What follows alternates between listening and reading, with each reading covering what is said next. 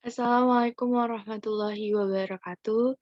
Saya Safa Nabila ingin mempresentasikan mengenai dasar-dasar komunikasi bisnis. Dasar-dasar komunikasi bisnis adalah komunikasi merupakan proses pengiriman pesan oleh penyampai pesan yang disebut dengan komunikator kepada penerima pesan yaitu komunikan melalui suatu media dengan tujuan tertentu. Nah, di sini kita juga memiliki unsur-unsur komunikasi, ada komunikan, pesan atau informasi, media, komunikan, umpan balik, serta gangguan. Jadi dari pola unsur komunikasi ini juga saling berkaitan dan juga berkesinambungan. Selanjutnya ada bentuk-bentuk komunikasi berdasarkan buku Komunikasi Bisnis oleh Nisa Novia Alfian Christie. Bentuk dan contoh komunikasi bisnis yaitu ada dua, ada komunikasi verbal maupun nonverbal. Komunikasi verbal adalah komunikasi yang dilakukan melalui lisan atau tulisan, serta komunikasi nonverbal yaitu menggunakan gerakan tubuh atau bahasa tubuh dengan orang lain. Keberhasilan komunikasi pun juga memiliki beberapa faktor, di antaranya yaitu ada kom dilihat dari sudut pandang komunikator, faktor keberhasilan juga dilihat dari sudut pandang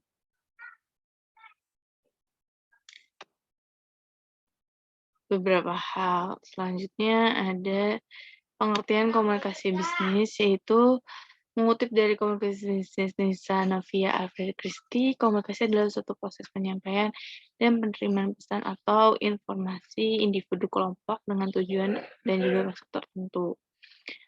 Di sini juga ada menurut Purwanto, Katz, dan juga Rosberg. Menurut Purwanto, menjelaskan pengertian komunikasi bisnis adalah komunikasi yang digunakan dalam dunia bisnis, baik verbal ataupun non-verbal, guna mencapai tujuan tertentu. Katz mengutarakan pengertian komunikasi bisnis adalah pertukaran ide serta konsep untuk mencapai tujuan komersil.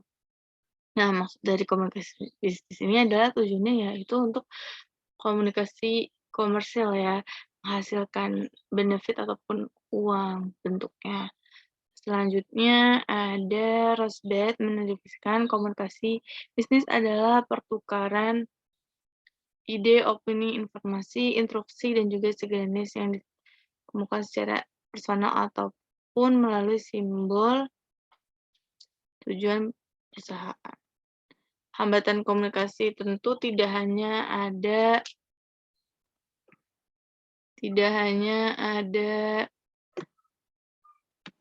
kesuksesan, pasti juga ada hambatan dari sebuah komunikasi, di antaranya dari kredibilitas komunikator rendah, itu bisa saja kan komunikator itu tidak sesuai fakta ataupun data, kurang memahami latar belakang sosial dan budaya. Nah, maksud dari kurangnya memahami latar belakang sosial dan juga budaya adalah kita tahu contoh seperti apabila kita berbicara dengan orang yang berasal dari Sumatera Utara, Medan, ataupun beberapa suku lainnya, bisa saja mereka tidak bermaksud untuk kasar, namun memang logatnya yang tinggi dan keras. Lalu kurang memahaminya karakteristik komunikan, persangka buruk, verbalitas, komunikasi satu arah, dalam artian tidak adanya feedback ataupun umpan balik, sebaliknya tidak digunakan media yang tepat, serta perbedaan bahasa.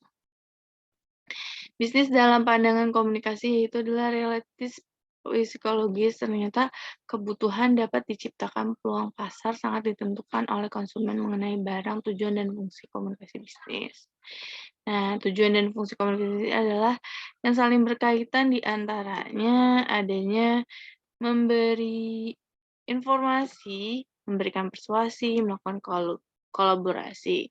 Memberikan informasi contohnya ketika kita memiliki produk, kita memberitahu tentang produk tersebut, memberikan persuasi yaitu contoh dari iklan. Iklan juga adalah contoh dari memberikan persuasi ataupun tujuan yang terselubung kepada pembeli agar membeli, yaitu.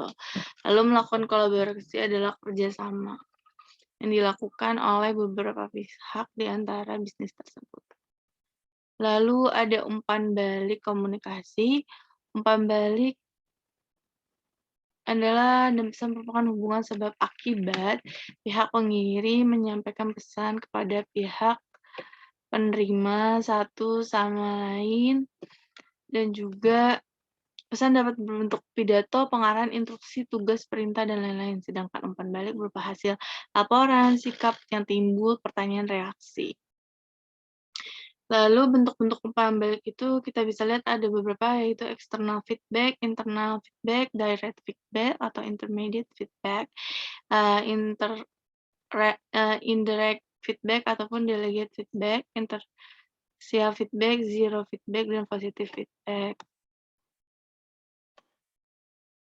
Selanjutnya adalah kesalahpahaman dalam komunikasi. Faktornya adalah masalah dalam mengembangkan pesan, masalah dalam menyampaikan pesan, masalah dalam menyampaikan pesan, masalah dalam menyampaikan pesan. Jadi faktor-faktornya ini adalah tentunya penyampaian pesan itu sangatlah penting.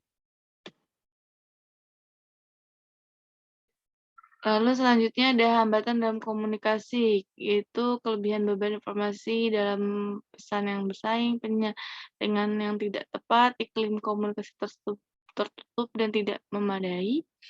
Lalu menurut Boeuf and Steele, ini adalah langkah untuk memperkecil hambatan dalam komunikasi. Bisa kita lihat. Terima kasih, semoga presentasi saya bermanfaat. Assalamualaikum warahmatullahi wabarakatuh.